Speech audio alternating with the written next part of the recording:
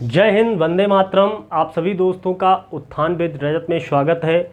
और हम लोग जो है हिस्ट्री, लूसेंट की हिस्ट्री पढ़ रहे हैं, वो भी ग्राफ के मेथड से। तो हम आगे क्या देखते हैं, कल हमने हड़प्पा की जो सिंधु घाटी सभ्यता है और सिंधु घाटी सभ्यता के 7 प्रमुख नगरों में बात कर लिए थे।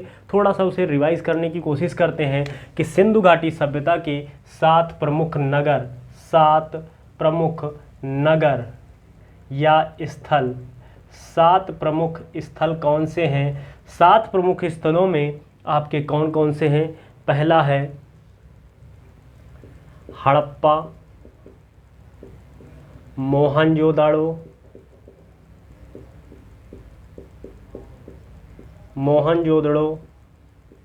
लोथल, लोथल के बाद है चनहूदड़ो, धौलागिरी, धौलागिरी कह रहे। और फिर आपका धौलावीर के बाद क्या है, वनमाली। और तीसरा आपका लास्ट जो 7वां है वो आपका है कालीबंगन। अगर कालीबंगन की बात की जाए तो जो कालीबंगन जो हमारा स्थल है, कालीबंगन शब्द का जो शाब्दिक अर्थ है, इसका मतलब होता है काली मिट्टी की चूड़ियाँ। काली मिट्टी की चूड़ियाँ। अगर हम कालीबंगन सभ्यता, कालीबंगन स्थल की बात करें तो ये राजस्थान के जो है, कहाँ पे, ये राजस्थान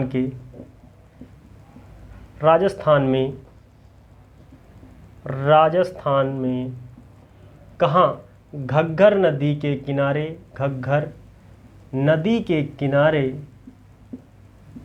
पे हमने क्या देखा, कालीबंगन सभ्यता जो कि स्थल था, यहाँ पे राजस्थान के घग्गर नदी के किनारे पर सबसे पहले नक्काशीदार ईंटों का साक्ष्य मिला। सबसे पहले नक्काशीदार, क्या, नक्काशीदार ईंटों का साक्ष्य मिला। ईंटों का जो है साक्ष्य मिला। हम जानते हैं और समझने की कोशिश करेंगे कि आगे यहीं से जो है कालीबंगन से ही हमारा जो खेत, जुते हुए खेत के प्रमाण मिले, जुते हुए खेत के प्रमाण या साक्ष्य मिले। अगर मैं बात करने की कोशिश करूं कि स्वतंत्रता प्राप्ति के बाद फर्स्ट ऐसा कौन सा स्थल खोजा गया था, तो स्वतंत्रता प्राप्ति के बाद सबसे पहला जो हमारा स्थल खोजा गया था वो था रोपड़। पहला नगर कौन सा था, रोपड़। 1947 के बाद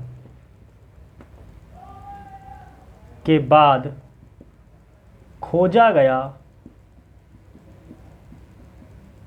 स्थल कौन सा था, रोपड़।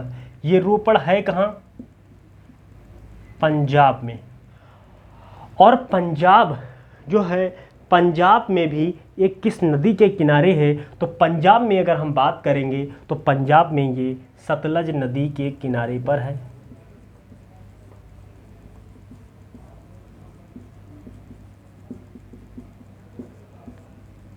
समझ में बात आ गई। तो ये सिंधु घाटी सभ्यता के, आप इनको चाहो तो नोट कर सकते हो, सिंधु घाटी सभ्यता के ये जो नगर थे ये महत्वपूर्ण नगर रहे। अब हम बात करेंगे जो सबसे मेन जो शहर है, सबसे मेन शहर है इनका, क्या, इनका नाम है मोहनजोदाड़ो। इसकी हम बात करना चाहेंगे।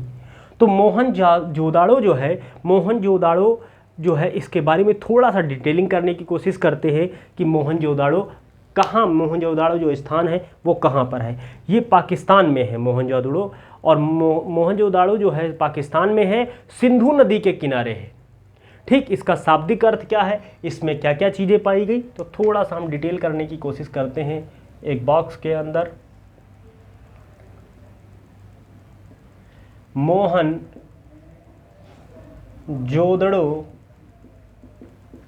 मोहनजोदड़ो के बारे में अगर हम बात करें तो ये पाकिस्तान, कहाँ पे, पाकिस्तान नामक एक स्थान है, पाकिस्तान में जो है पाया गया। पाकिस्तान में सिंधु नदी के किनारे स्थित है, सिंधु नदी पर। आगे हम बात करें कि इसका अर्थ क्या होता है। इसके अर्थ की बात करें तो इसका अर्थ होता है मृतकों का टीला। खूब क्वेश्चन पूछा जाता है कि मृतकों का टीला किस स्थल को या किस शब्द को कहा जाता है, तो मोहनजोदड़ो को मृतकों का टीला कहा जाता है। आगे हम समझने की बात करें, अगर नेक्स्ट पॉइंट देखें तो यहाँ से नर्तकी की मूर्ति का मिलने का प्रमाण प्राप्त होता है। नर्तकी की मूर्ति, लूसेंट में क्या दिया है, नर्तकी की मूर्ति मिलने का जो है प्रमाण मिलता है। ठीक, अगले हम बात करें, इसमें सबसे अहम चीज़ दो चीज़ें, एक तो सबसे विशाल अन्नागार और सबसे विशाल और सबसे बृहद जो है इसका स्नानागार। तो विशाल अन्नागार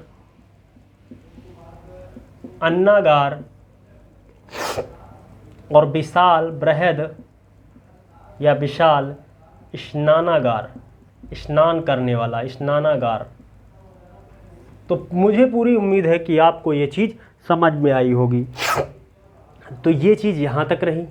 आगे हम अगर बात करने की कोशिश करें तो थोड़ा सा इसके प्रमुख स्थानों की बात करेंगे, और इसके जो मेन देवता थे वो पशुपति थे। कौन थे? पशुपति। देवता कौन थे? पशुपति थे। और पशुपति जो ये देवता थे, इनके जो आस पड़ोस में भैंसा, बाघ, हाथियों के जो है चारों तरफ हाथियों की जो है मूर्तियाँ बनी हुई थी। अगर हम बात करें लोथल स्थान की, अगर हम बात करने की कोशिश करें कि लोथल जो वहाँ का स्थान था, लोथल सबसे इसलिए फेमस था कि वहाँ पे जो है बंदरगाह पाया जाता था। तो लोथल, अब हम यहाँ से थोड़ा सा कुछ महत्वपूर्ण स्थानों के साथ क्या क्या चीज़ें वहाँ पर पाई गईं और यहाँ पे बात करेंगे। पहला पॉइंट लोथल, एक मिनट थोड़ा सा समय दे दीजिए, सॉरी।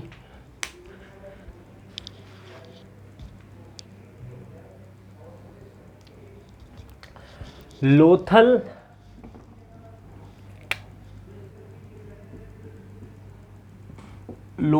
प्लस कोटदा ये किस लिए प्रसिद्ध था? लोथल और ये रंगपुर, लोथल के साथ रंगपुर हो गया, सुतकोटदा हो गया, और लोथलपुर के साथ ही यह चनहूदड़ो है, और इसी के साथ कालीबंगन है। कालीबंगन ले लीजिए।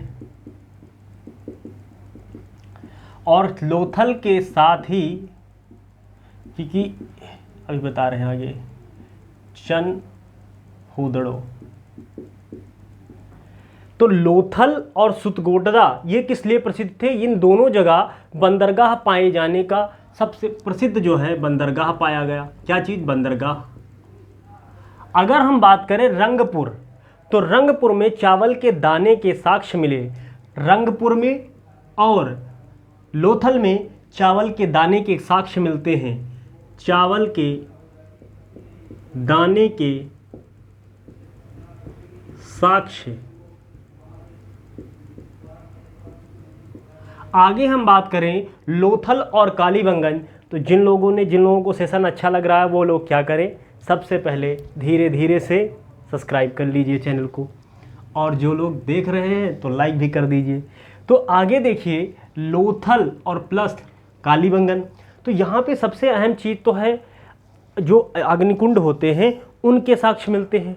और यहाँ पे 2 लोगों की जो स्मृतियाँ थी तो वो पाई गईं।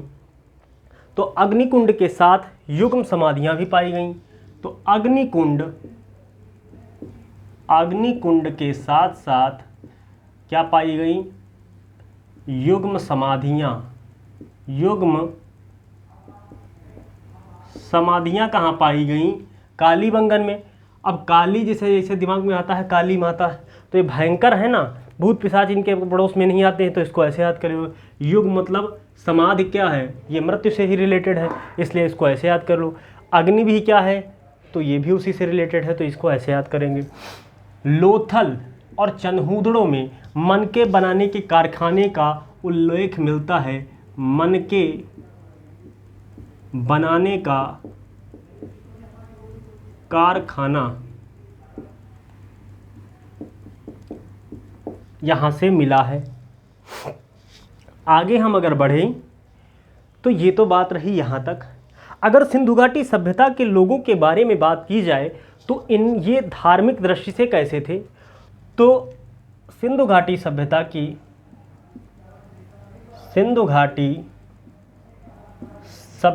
के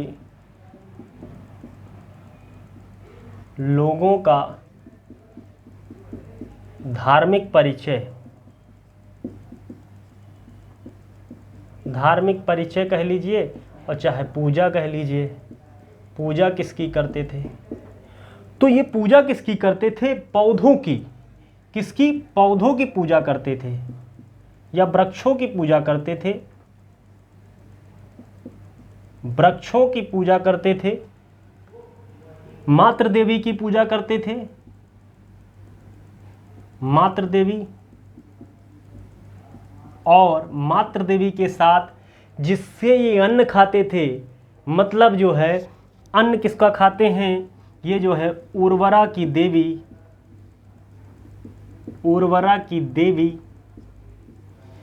धरती माँ का, यहाँ लिख लीजिए, धरती माँ की पूजा करते थे। और जिस बैल के कुबड़ निकला हुआ था उसको पवित्र मानते हैं, उसको पूजनीय मानते हैं। कुबड़ वाले सांड को पूजनीय माना। अगर अगला हम बात करने की कोशिश करें कि जो स्वास्तिक का चिन्ह है वो जो है इसी सभ्यता में पाया गया, मतलब इन्हीं लोगों ने जो है इसका आविष्कार किया। दूसरी सबसे अहम बात अगर देखी जाए तो इन्होंने मंदिर का इनके समय में होने का उल्लेख नहीं मिला, मतलब मंदिर के होने का उल्लेख या पाए जाने का कोई प्रमाण नहीं मिलता है। अगर हम मनोरंजन की बात करें, मनोरंजन के दृष्टिकोण से, तो मनोरंजन में देखिए, समझिए मनोरंजन क्या करते थे। मनोरंजन ये कैसे करते थे? शिकार करते थे। जानवर जा रहे हैं और उनका शिकार कर लेते थे, और फिर वही उनका जो है तो शिकार करके, या समझ लीजिए शिकार करके, या फिर क्या करते थे? मछली पकड़कर एक पंथ दो काज हो जाते थे, खाने की भी व्यवस्था और वो भी मनोरंजन भी। दूसरा ये क्या करते थे? जो पक्षी थे उनको लड़ाकर जो है लड़ाने की प्रतिस्पर्धा वाला गेम रख के दो पक्षियों को, वो जो है मनोरंजन के रूप में पक्षी साठ में लिख दे रहे हैं, आप समझ लीजिएगा क्योंकि अब जागे। तो ये चीज़ रही यहाँ तक। अब आप इसको एक बार नज़रों से उतार लीजिए और फिर हम जो है आगे बढ़ेंगे।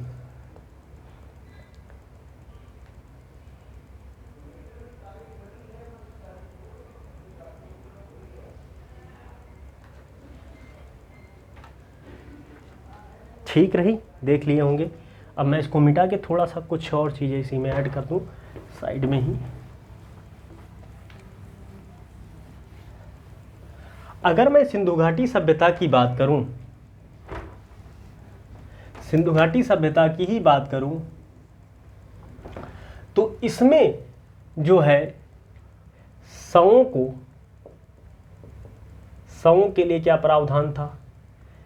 जलाने का प्रावधान और दफनाने का।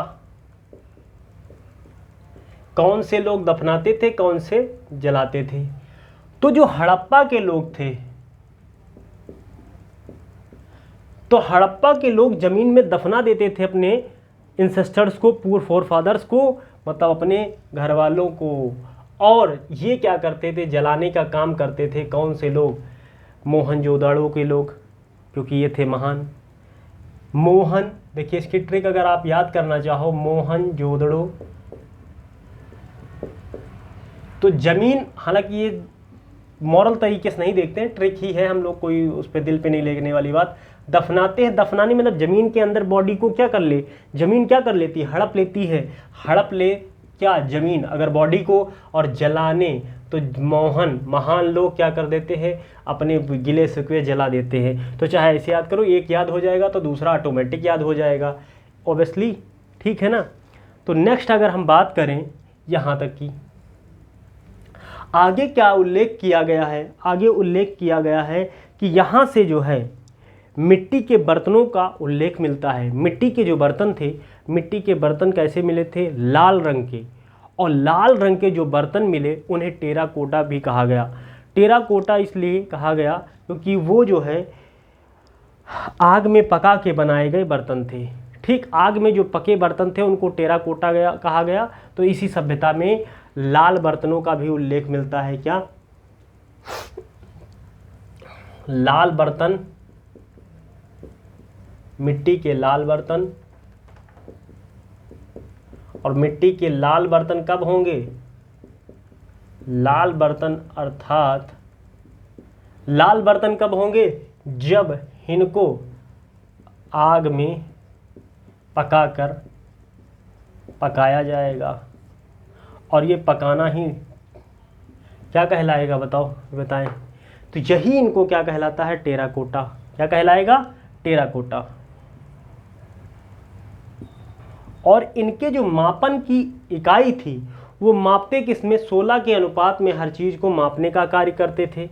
मापन की इकाई, मापन किसमें करते थे, 16 के अनुपात में किसी भी चीज़ को मापते थे, 16। तो ये रही यहाँ तक आपकी ये वाली सभ्यता। और आगे हम बात करेंगे वैदिक, जो नेक्स्ट हमारी यूनिट है, वैदिक सभ्यता। वैदिक सभ्यता के बारे में जानने समझने की कोशिश करेंगे। तो फिर पहले इसको फटाफट आप छापिए, उसके बाद जो है हम इसको आगे बढ़ाते हैं। छाप लिए, या स्क्रीनशॉट लेना चाहो तो स्क्रीनशॉट ले सकते हो। ठीक रही बात। तो अब हम इसको मिटाने की कोशिश करेंगे।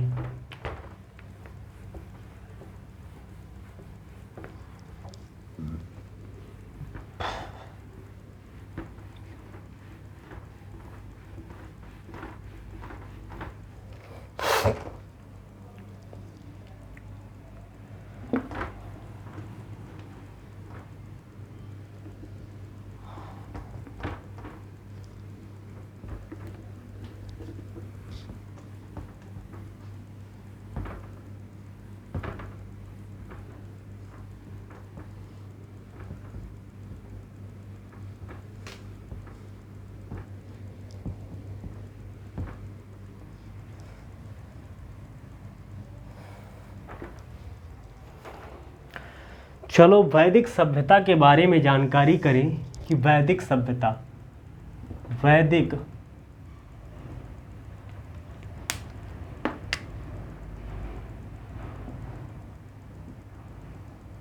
वैदिक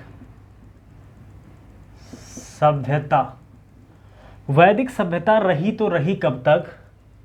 ये रही, ये तुम्हारी सभ्यता रही 1500 से 600 के बीच की जो सभ्यता है ये वैदिक सभ्यता कहलाई। किसके? 1500 बीसी से 600 बीसी के बीच की जो सभ्यता थी ये वैदिक सभ्यता कहलाई। अच्छा, ये जो है सभ्यता, ये हो गया आपका अफगानिस्तान, ये हो गया पाकिस्तान, और पाकिस्तान में भी एक प्रांत पड़ता है पंजाब। पंजाब अफगानिस्तान और सबसे पहले जो आर्य लोग थे, जिन वैदिक में आर्य लोग कहाँ थे, आर्य लोग थे, सर्वप्रथम आर्य लोग कहाँ थे, अफगानिस्तान व पंजाब के क्षेत्रों में पाए गए। मार्क में इंक डाल ली जाए। तो पंजाब हम बोलते रहे, आप सुनते रहिएगा। अफगानिस्तान व लिख ही देते हैं, पंजाब के क्षेत्रों में पाए गए। उसके बाद ये जो आर्य लोग थे ये भारत आए चरागाह की खोज में, चरागाह की खोज में भारत आए और यहीं आकर बस गए, यहीं भारत आए और यहीं पर निवास, यहीं के निवासी हो गए। तो निवासी हो जाने के बाद इन्होंने जो सभ्यता डेवलप की, और इन्होंने ही जो सभ्यता डेवलप की, इनके द्वारा विकसित सभ्यता ही क्या कहलाई, इनके द्वारा जो विकसित सभ्यता थी वही हमारी वैदिक सभ्यता कहलाई, वैदिक सभ्यता कहलाई। थोड़ा सा मार्कर चेक कर ले अगर आपकी इजाज़त हो तो। थोड़ा सा मार्कर गड़बड़ है तो उसको खुराक दे दी जाए भाई, मार्कर को खाना दे दिया जाए। तो यहाँ के अब हम जो सभ्यता है, वैदिक सभ्यता जो 1500 से 600 बीसी के बीच की सभ्यता रही, इसको वैदिक सभ्यता कहा गया। और इस सभ्यता को आगे हम पढ़ने की बात करेंगे तो इसको हम डिवाइड करेंगे दो पार्ट में। पहला तो ऋग्वैदिक काल और फिर है उत्तर वैदिक काल। जो ऋग्वैदिक काल है इसका टाइम पीरियड हमारा था 1500 से 1000 के करीब में, और जो उत्तर वैदिक काल था इसका टाइम पीरियड था 1000 से 600 बीसी के बीच का टाइम पीरियड हमारा जो था ये कहलाया। इसी में एक दो पॉइंट और ऐड कर लीजिए। इसमें जो है जो आर्य लोग थे, आर्य लोगों की एक मिनट इसको लिखिए, इसको और समझिए। यह सभ्यता या लिखिए यह वैदिक सभ्यता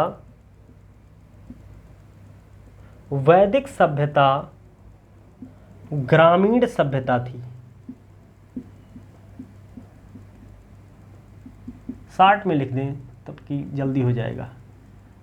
सभ्यता ग्रामीण सभ्यता थी। भाषा कौन सी, भाषा शैली जो थी इनकी भाषा थी संस्कृत। और गांव में शासन किसका चलता है, गांव में शासन चलता है पापा जी का, और शहरों में जो हमने सिंधु घाटी सभ्यता ये ग्रामीण थी, इसलिए पितृसत्तात्मक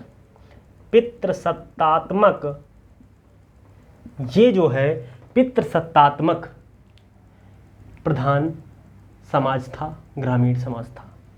अगर हम आगे देखने की कोशिश करते हैं तो पितृसत्तात्मक के बाद हम इसको दो पार्ट्स में डिवाइड करेंगे। वैदिक सभ्यता को दो भागों में विभाजित किया गया। वैदिक सभ्यता को दो पार्ट्स में डिवाइड किया गया। वैदिक सभ्यता के दो भाग हैं, ऋग्वैदिक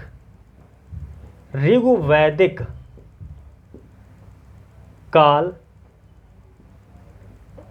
और ऋग्वैदिक के बाद में हम जानेंगे दूसरा है उत्तर वैदिक काल। उत्तर वैदिक काल,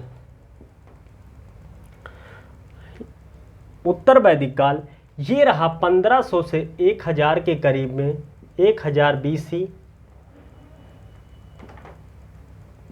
1000 बीसी, और ये 1000 बीसी से ये 600 बीसी के बीच की सभ्यता रही।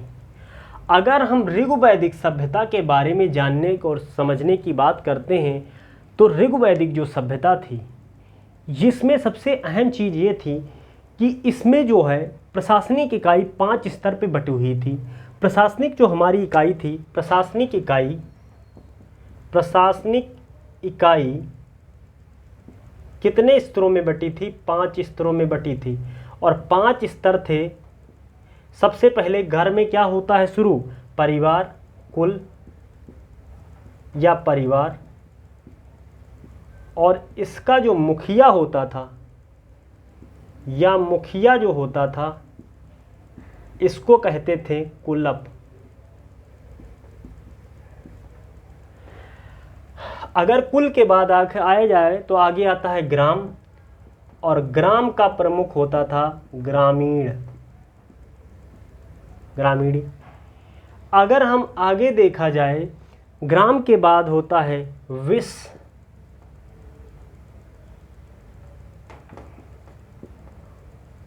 और विस का हेड था विस्पति, और जन आगे है जन, तो जन को हम याद करेंगे, विस के आगे पति लगा दो, ग्राम के आगे ग्रामीणी लगा दो, और कुल और परिवार के आगे मुखिया लगा दो, जन के आगे राजन, और फिर 5वां स्टेप था राष्ट्र। कट तो नहीं रहा है? कट रहा है, इसको यहाँ लिख देते हैं। जन को क्या कह सकते हैं? राजन, पीछे जन जोड़ दो, आगे अलग अलग, और फिर आगे जो था वो राष्ट्र था 5वें नंबर पर। आगे क्या देखते हैं? जो इसमें 3 अधिकारी थे जिनको इसमें जो है इस सभ्यता में रत्नी कहा गया। किन 3 अधिकारियों को? पहला अधिकारी था सूत और कम्मादि और रथकार। सूत, कम्मादि और रथकार को हम जो है क्या कहा? रत्नी कहा।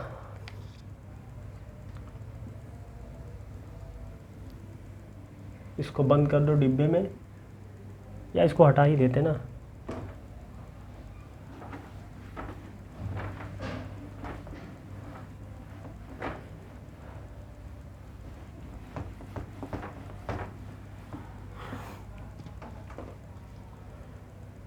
रत्नी, या ऐसे लिखो, सूत, कम्मादि और रथकार, इन तीनों अधिकारियों को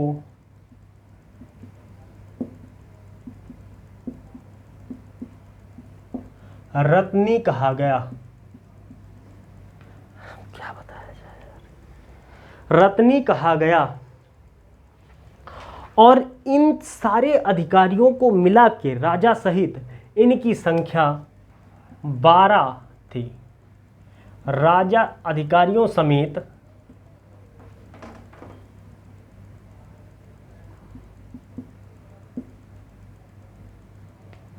या इसे लिख लीजिए, यहीं लिखिए, 12 कुल संख्या 12 थी राजा सहित। इसमें जो पहला अधिकारी होता था वो होता था गुप्तचर। गुप्तचर में भी ये 2 प्रकार के गुप्तचर होते थे। पूरब जो होते थे वो इनके जो है पूरब जो हमारे होते थे दुर्गपति होते थे, और दूसरा जो हमारा होता था स्पस, वो हमारे क्या करता था? वो जनता के देख रेख के लिए अधिकारी होता था। तो जो पूरब होता था, 2 अधिकारी हैं पूरब, ये दुर्गपति कहलाया, दुर्ग की रक्षा के लिए, और दूसरा जो है ये हमारा होता था, एंड सेकेंड जो है स्पर्श, जो स्पर्श को याद करो, स्पर्श से जो जनता के टच में रहे वो स्पर्श में, तो ये जनता के लिए था, जनता के बीच की काम देख। अगला हमारा अधिकारी होता था उग्र, और उग्र की बात करें किया जाए तो उग्र क्या, उग्र जो आदमी होगा, भीट दंड या जो उस टाइप का कठोर आदमी होगा, उसको किस लिए आप यूज़ करोगे, उसको जो है आप अपराधियों को पकड़ने के लिए यूज़ करोगे। अपराधियों को पकड़ने के लिए एक अधिकारी नियुक्त किया गया, जो क्या था, जिसका नाम था उग्र।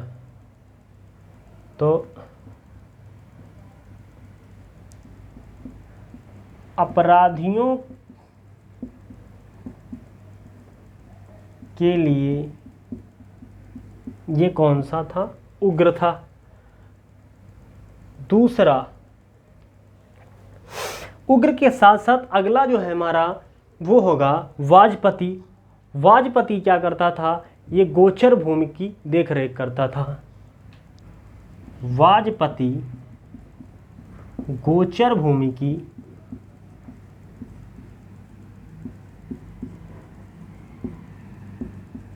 देखरेख, तो लूसेंट में ये चीज दी है। और इसके बाद वर्ण को दिया गया, किसको दिया गया, वर्णों के बारे में बताया गया। वर्ण, समाज हमारा कितने वर्णों में बता था, तो ब्राह्मण, ब्राह्मण,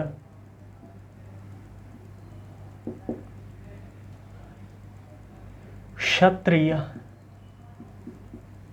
वैश्य और शूद्र। और महान देवता जो हमारे ब्रह्मा जी हैं, उनके मुख से जो निकले थे, कहा जाता है मुख से कौन निकला था, मुख से उद्गम हुआ ब्राह्मणों का। क्षत्रियों का उद्गम हुआ उनकी भुजाओं और कंधों से, भुजाओं से, और इनकी जंघाओं से किसका उद्गम हुआ, वैश्यों का। और शूद्र का जो उद्गम हुआ वो ब्रह्मा जी के पैरों से ही माना जाता है। ठीक, अगर इनके पीने का जो रस था उसके बारे में बात की जाए तो इनके पेय पदार्थ था सोमरस। पेय पदार्थ, पेय पदार्थ के रूप में ये सोमरस को उपयोग करते थे।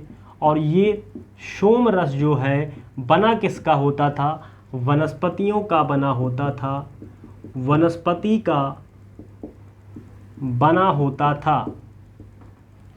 अगर हम आगे बात करें तो सोमरस, आगे जो इनका व्यवसाय था वो व्यवसाय वैदिक ऋग वैदिक लोगों का क्या था, कृषि था। अगर इन